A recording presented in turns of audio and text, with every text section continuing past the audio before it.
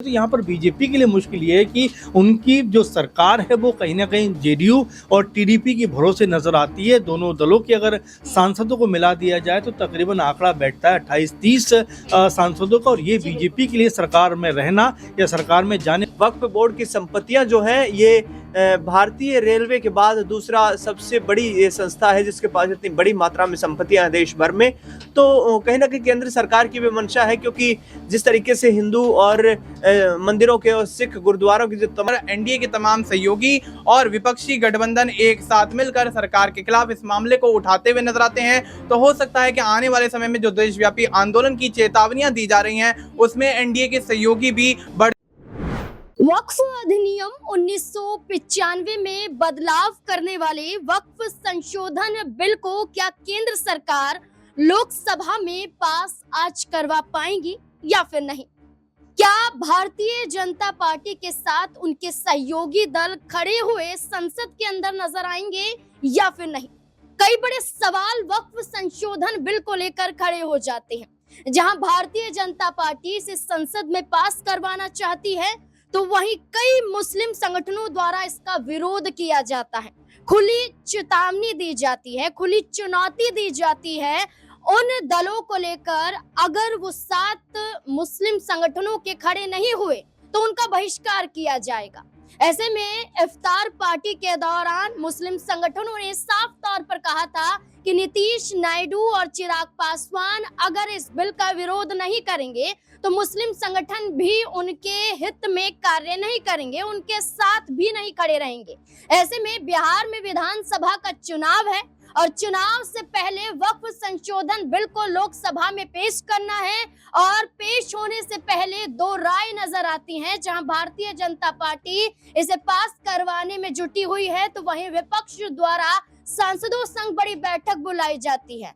और इस बैठक में पूरी रणनीति बनाई जाती है कि इस बिल को पास नहीं होने देंगे। मल्लिकार्जुन खड़गे से लेकर राहुल गांधी सहित बैठक में शामिल होते हैं, और इसके बाद देखा जाए तो विपक्ष पूरी तैयारियों में नजर आता है कि जिस बहुमत के आधार पर बीजेपी दावा कर रही है कि लोकसभा में आसानी से इस बिल को वो पास करवा लेंगे, तो वहीं दूसरी तरफ विपक्ष का दावा है कि संसद के अंदर ही बड़ा खेल होता हुआ नजर आएगा जब उनके ही सहयोगी दल इस बिल पर उनका ही साथ नहीं देंगे। तो क्या ऐसा ही संसद में होने वाला है? क्या लोकसभा में बिल को लेकर 2 राय जो नजर आ रही हैं, क्या भारतीय जनता पार्टी संसद में फंस जाएगी? क्या भारतीय जनता पार्टी के लिए मुश्किल होगा इस बिल को पास कराना? वक्फ जो संपत्तियों पर अपना कब्जा जमाता है,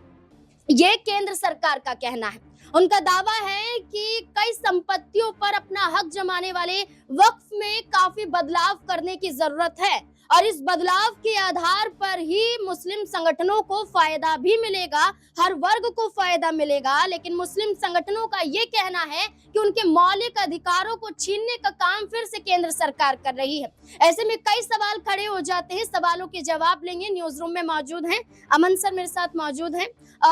सर, जैसे कि हम वक्फ संशोधन बिल को लेकर चर्चा लगातार कर रहे हैं, आज लोकसभा में इसे पेश भी होना है, और उससे पहले देखा जाए तो नीतीश कुमार अपनी शर्तें रख देते हैं, चंद्रबाबू नायडू वक्फ की संपत्तियों की सुरक्षा की बात कर देते हैं, और जो 2 राय नजर आ रही हैं कि बीजेपी के साथ नीतीश नायडू साथ तो हैं लेकिन साथ होते हुए भी साथ नहीं दिखाई दे रहे हैं। क्या संसद में यही खेल बिगड़ता हुआ नजर आ सकता है? देखिए, जाहिर बात है कि यहाँ पर जो गतिरोध बना हुआ है वो अभी भी ये नहीं कहा जा सकता कि वो लगभग खत्म हो गया है, क्योंकि अभी भी आप देखेंगे तो टीडीपी हो चाहे जेडीयू हो, दोनों के अंदर एक विरोधाभास जरूर नजर आ रहा है। क्योंकि कई ऐसे पॉइंट हैं जहां पर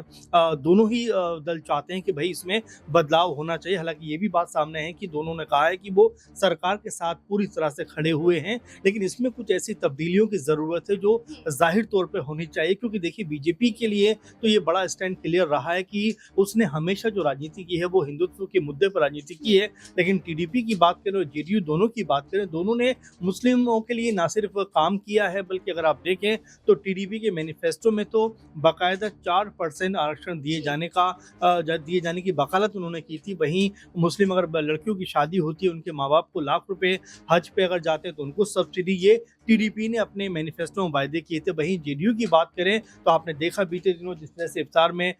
नीतीश कुमार नजर आए, तमाम उनके नेता नजर आए, तो एक तरीके से दिखाना चाहा कि भाई हम मुस्लिमों के साथ पूरी मुस्तैदी के साथ में खड़े हुए हैं। कुछ दिनों पहले आपने देखा कि चिराग पासवान ने भी एक बड़ा महत्वपूर्ण बयान दिया कि भाई कब तक हम नमाज, ईद, होली, दिवाली इन सब पे बहस करते रहेंगे। ये अपनी आस्था का मामला है, अपनी श्रद्धा का मामला है। इसको लेकर हम पॉलिटिकल तौर पर इस तरह के स्टैंड नहीं ले सकते जहां पर एक वर्ग को ऐसा लगे कि उसके साथ में ज्यादती हो रही है। अगर एक दिन के लिए सड़कों पर नमाज पढ़ी भी जाती है तो इसमें कोई दिक्कत नहीं होनी चाहिए। वैसे आपने देखा जयंत चौधरी ने भी कुछ इसी तरह का स्टैंड दिया। तो यहाँ पर बीजेपी के लिए मुश्किल ये है कि उनकी जो सरकार है वो कहीं ना कहीं जेडीयू और टीडीपी के भरोसे नजर आती है। दोनों दलों के अगर सांसदों को मिला दिया जाए तो तकरीबन आंकड़ा बैठता है 28-30 सांसदों का, और ये बीजेपी के लिए सरकार में रहना या सरकार में जाने वाली स्थिति बन सकती है। इसीलिए कहा जा रहा है कि बीजेपी, टीडीपी और जेडीयू की जो आशंकाएं हैं या जो भी वो बदलाव चाहते हैं कहीं ना कहीं इसमें पूरा करा सकते हैं। और अगर ऐसा सर, अगर हम बात करें तो एक राष्ट्र और एक चुनाव के बिल को लेकर भी संसद में व्हिप जारी किया गया था कि सभी सांसदों को उपस्थित रहना है, लेकिन कई सांसद मौजूद संसद के अंदर नजर नहीं आए थे। क्या इस बार भी जो बहुमत का आंकड़ा लोकसभा में 272 माना जाता है और ऐसे में जो दावा किया जा रहा है कि व्हिप जारी कर दिया गया है, सभी सांसद मौजूद होंगे, सभी दल सहमत हैं भारतीय जनता पार्टी से, क्या यही सांसदों की संख्या भी खेल बिगाड़ सकती? देखिए जाहिर बात है कि पहले भी ये बात उठ चुकी है कि भाई बीजेपी क्या अब पूर्ण रूप से बहुमत में है भी, क्योंकि जो आंकड़ा 272 होना चाहिए वन नेशन वन इलेक्शन में हमने देखा कि वो 268 के आसपास नजर आया था। उसमें कई बड़े बीजेपी के न सिर्फ सांसद बल्कि मंत्री तक भी उसमें हिस्सा नहीं लिए। इसमें सिंधिया का नाम निकलकर सामने आया, नितिन गडकरी का नाम निकलकर सामने आया, जो अपने आप में बड़े ओहदा रखते हैं, लेकिन वो इसमें शामिल नहीं हुए। लेकिन देखिए वक्फ की अगर हम बात करें कि अगर ये बिल पास होता है तो इसकी सबसे ज्यादा जो नजरें हैं वो नीतीश कुमार और चंद्रबाबू नायडू के ऊपर टिकी हुई हैं कि उनका स्टैंड क्या रहने वाला है। क्योंकि जैसा मैंने शुरू में कहा कि बीजेपी की जो राजनीति है वो बड़ी क्लियर है कि उनको अगर आप देखें, चाहे योगी जी का बयान देखें कि भाई 80-20 की वो बात करते हुए नजर आते हैं, बटोगे तो कटोगे की बात करते हुए नजर आते हैं, गिरिराज जो है वो हिंदू स्वाभिमान यात्रा निकालते हुए नजर आते हैं, वो राम मंदिर की बात करते हुए नजर आते हैं। बहुत सारे मुस्लिमों से मैं बात कर रहा था, उनका साफ कहना है कि भाई आखिर बीजेपी को इतना इंटरेस्ट क्यों है कि वो मुस्लिम जो कह सकते हैं वक्फ बोर्ड है उसके अंदर दखल अंदाजी करना चाहते हैं, उसमें महिलाओं की नियुक्ति करना चाहते हैं, उसमें जो कह सकते हैं दूसरे समुदाय से लोग आते हैं उसमें उनकी नियुक्ति करना चाहते हैं, क्योंकि ये निखालिस तौर पर मुस्लिमों का एक कह सकते हैं कि बोर्ड है और यहाँ पर मुस्लिमों के लोग इसको रूल करते हैं, चलाते हैं, तो इसमें कोई दखल अंदाजी करने की जरूरत नहीं है। कानूनी तरीके से इन संपत्तियों पर कोई भी दावा नहीं कर सकता या कोई भी कानूनी तरीके से केस नहीं लड़ सकता, लेकिन अब हाई कोर्ट के भी दखल अंदाजी की बात। जाहिर बात है कि ऐसा नहीं है कि वक्त में पहली बार संशोधन किया जा रहा है, होते रहते हैं और तमाम सारे कानून में होते हैं, लेकिन जिस तरह से इसको हिंदू मुस्लिम का रंग दिया जा रहा है वो अपने आप में सोचने प्रश्न बन जाता है कि क्या देश के अंदर इन्हीं सब मुद्दों पे चर्चा होती रहेगी। अगर वक्त में कोई सुधार की जरूरत भी है तो उसको जरूर होना चाहिए, जरूर करना चाहिए। बहुत सारे मुस्लिम ऐसे भी हैं जो ये भी कह रहे हैं कि हाँ कोई गलत बात नहीं है, जो चीजें हैं वो होना चाहिए, लेकिन इसको जिस तरह से हिंदू मुस्लिम के चश्मे से देखा जा रहा है वो कहीं ना कहीं गलत कहीं ना कहीं नजर आता है। और ये बिहार चुनाव को की जो स्थितियां हैं उसको देखते हुए क्या बनाया जा रहा है, क्योंकि जो विपक्षी दल हैं वो ये बात कह रहे हैं कि भाई 11-12 साल से बीजेपी सत्ता में बैठी हुई है, तब उनको ये सब याद नहीं आया, आज उनको ये जो वक्फ बोर्ड है इसमें बहुत सारी खामियां नजर आ रही हैं, तो ये क्या मंशा गलत है। और देखिए जाहिर बात है कि अगर आप इस समय सत्ता में हैं, बहुमत आपके पास, आप जो चाहें वो बदलाव कर सकते हैं, लेकिन कल जब इतिहास में आप घूम कर देखेंगे तो कहीं ऐसा ना हो कि आपके लिए ही ये परेशानियों का सबब बनता हुआ नजर आ जाए। क्योंकि अभी जब आप मेजोरिटी में हो और तमाम सारे कानून आप बदलना चाहते हो या बदल भी रहे हो, लेकिन जब कल आप, क्योंकि हर समय स्थिति एक जैसी नहीं रहेगी, और कल जब आप अल्पमत में होगे, क्योंकि बीजेपी को अगर 84 के बाद देखा जाए तो 2 सीटें भी उसके पास रही हैं, तो ये कोई बड़ी बात नहीं है कि आज अगर आप बहुत तादाद में ज्यादा हो तो कल कम भी हो सकते हो। लेकिन इन चीजों का अफसोस जो आज आप कर रहे हो कल आपको ना करना पड़े, इसलिए हर मामले के ऊपर आपको पैनी नजर के साथ में जाना पड़ेगा। और देखिए कोई भी समुदाय को लेकर अगर आप कह सकते हैं इस तरह के कानून लेकर आओगे तो जाहिर बात है कि उनके लोगों को जब तक आप कॉन्फिडेंस में नहीं लोगे इस तरह की चीजें उत्पन्न होती रहेंगी। बिल्कुल, अगर हम दावा करें तो भारतीय जनता पार्टी वैसे ही बैसाखी के सहारे चल रही है और भारतीय जनता पार्टी के लिए जरूरी हो जाता है कि अपने सभी सहयोगी दलों को साथ लेकर चले, लेकिन नीतीश कुमार कई शर्तें बीजेपी के आगे रख देते हैं। इन शर्तों के आधार पर देखा जाए तो नीतीश कुमार की मांग है कि जो पहले से ही संपत्तियां रजिस्टर हैं उन पर कोई भी नया कानून लागू ना हो। जहां कई संपत्तियां रजिस्टर हो या ना हो, लेकिन वहां पर मदरसे, मस्जिद या दरगाह बने हुए हैं, उन्हें तोड़ा ना जाए, उन पर बुलडोजर ना चलाया जाए।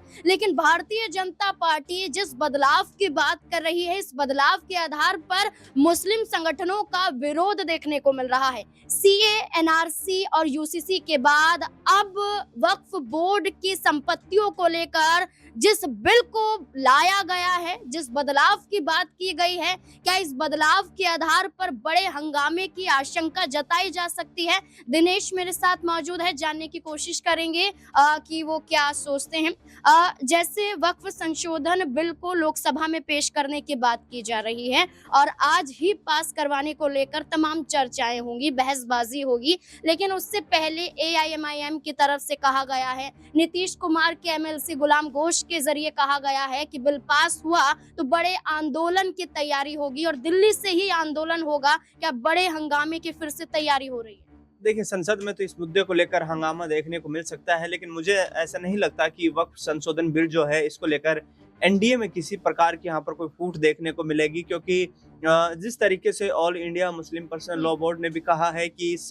बिल को लेकर के यहाँ पर जो मुस्लिम समुदाय है वो नाखुश है, लेकिन सरकार इस बिल को कानूनी दायरे में लेकर आना चाह रही है, जिससे कि सीधा कोर्ट का इंटरफेरेंस इस मामले में देखा जाए। क्योंकि अभी तक जहां पर जितनी भी जानकारी साझा यहाँ पर सामने निकल करके आ रही है, उसमें यही एक प्रमुख मुद्दा है कि ट्राइब्यूनल में जो मामले यहाँ पर चल रहे हैं उनको कोर्ट में चैलेंज नहीं किया जाता है, और ट्राइब्यूनल का जो वहां पर सुनवाई करता होता है वो किसी भी पक्ष से हो सकता है, लेकिन ज्यादातर जो मामले हैं वो ट्राइब्यूनल में फंस जाते हैं, वहां पर जाकर के सही उसका निराकरण नहीं हो पाता है कि आखिरकार संपत्ति का विवाद किसका है। वक्फ बोर्ड की संपत्तियां जो है ये भारतीय रेलवे के बाद दूसरा सबसे बड़ी ये संस्था है जिसके पास इतनी बड़ी मात्रा में संपत्तियां हैं देश भर में। तो कहीं ना कहीं केंद्र सरकार की भी मंशा है, क्योंकि जिस तरीके से हिंदू और